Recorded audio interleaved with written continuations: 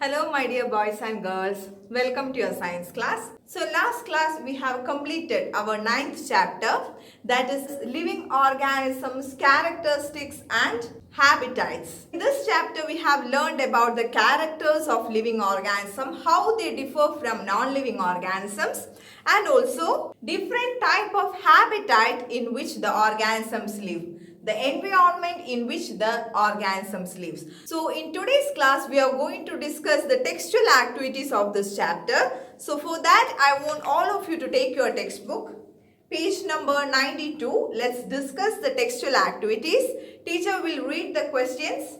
We will mark the answers of the first 4 parts in the textbook itself. So dear children, let's start. The first part, A part, tick the correct options. A part, tick the correct option. The first question is, which of the following is a non-living? Which of the following is non-living?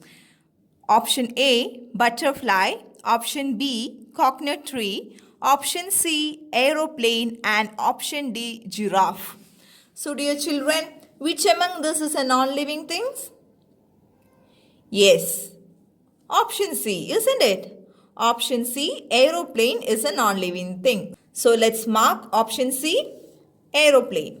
Now the second question, when a potted plant is kept near a window from where the light is coming in, the stem of the plant will dash. When a potted plant is kept near a window from where light is coming, the stem of the plant will dash. What will happen to the stem when it is kept near a window? Option A, grow straight up. Option B, grow towards the window. Option C, grows away from the window. Option D, not grow.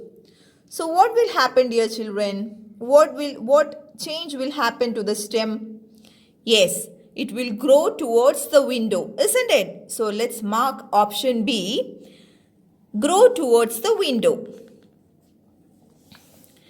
Now the third question, which of the following is found in mountain region? Option A, yak. Option B, snow leopard. Option C, both of this, and option D, none of this. So dear children, when we learned about different type of adaptations seen in the terrestrial organisms in mountain ranges, we learned about the animals which are seen in the mountain ranges. So though we learned the examples of animals as, snow leopard is an example, and also yak is an example, isn't it? So the option here is option C, both of this. So let's mark option C, both of this.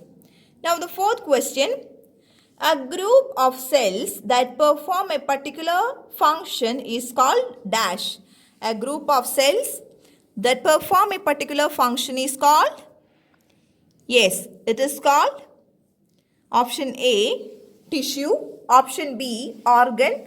Option C, organ system. And option D, organization. So the group of cells are called, yes, option A, tissue. So let's mark here option A, tissues. Now the fifth question, which of the following is not a unicellular organism? Which of the following is not a unicellular organism? So the options are A, amoeba, B, bacteria, C, paramecium, and D, earthworm. So here, which among the following is not an unicellular organism, dear children? Yes, earthworm, isn't it? So earthworm is not a unicellular organism. So let's mark option D, earthworm. Now the B part of questions, fill in the blanks. So let's write the answers in the blanks itself. The time period for which an organism remains alive is called its dash. The time period for which an organism remains alive is called its dash. So what is the time period of an organism called, dear children? Yes, it's called lifespan. So let's write here lifespan. Now the second question, dash is the change in surrounding of an organism to which it responds. Dash is a change in the surrounding of an organism to which it responds. So the change in the surround in which the organism responds is called, yes, stimulus. So let's write here stimulus. Now the third question. A place where organism live is called its dash. The place where the organism live is called, yes, habitat. So let's write here habitat. Now the fourth question. Dash are respiratory organs of fish. Dash are respiratory organs of fish. Yes, so we have learned about the respiratory organ in fish. Which are the respiratory organ in fish, dear children? Yes, very good. Gills, isn't it? So let's write here gills. Now the fifth question. Sunlight is a dash component of habitat. Sunlight is a dash component of habitat. So we have learned about two type of components of an habitat. Which are they? Yes, biotic and abiotic components, isn't it? So here sunlight is a, yes, abiotic component, isn't it? So let's write here abiotic component of the habitat. Now the sixth question. The process of inhaling and exhaling air is called dash. The process of inhaling and exhaling air is called, yes, very good, breathing, isn't it? So let's write here breathing. Now the seventh question. The kites and vultures are example of dash. Kites and vultures are example of scavengers, isn't it? So let's write here scavengers. Now the third part of question, that is match the following type. So in the first column, column A, 4 options are given. Manufacturers of food, cactus, main source of energy on earth, and fourth one is dolphin. And in column B, A, breathe through the nostrils, plants, spiny leaves, the sun.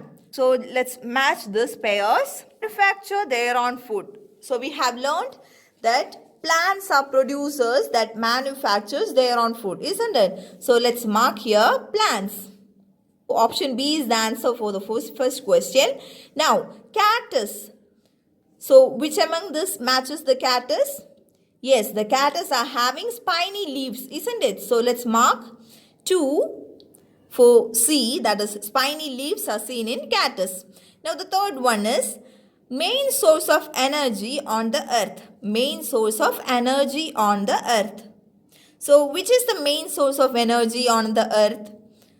Yes, sun is the main source of energy, isn't it? So let's mark D for 3. Third question answer is D. Now the fourth question is dolphins.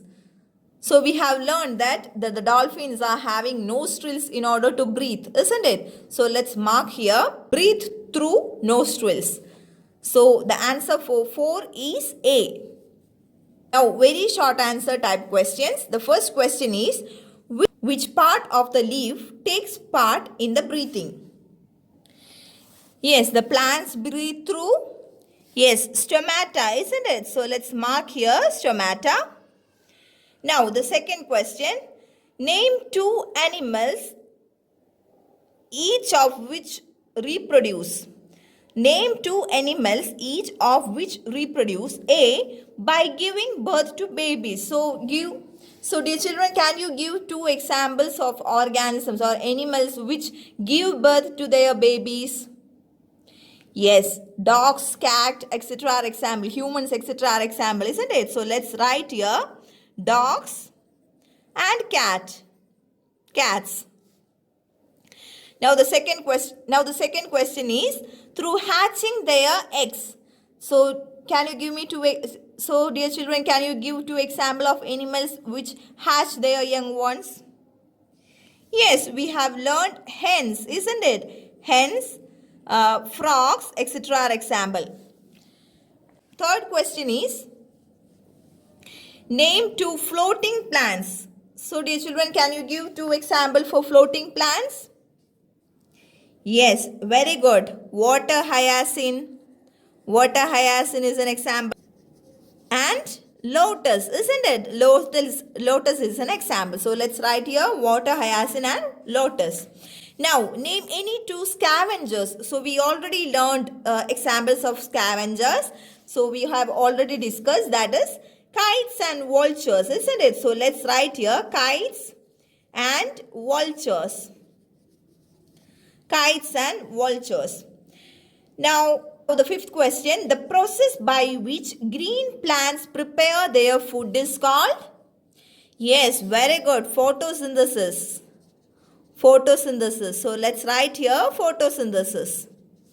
Now, the sixth question, name the structural and functional unit of living things. Name the structural and functional unit of living things. So when we learned about the characteristics of living things, we learned that cell is the structural and functional unit of an organism, isn't it? So let's write here cell.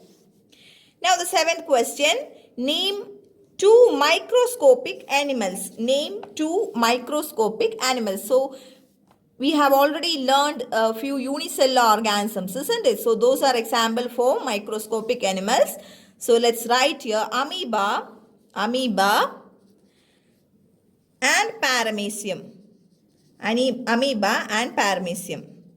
So these are example for microscopic animals.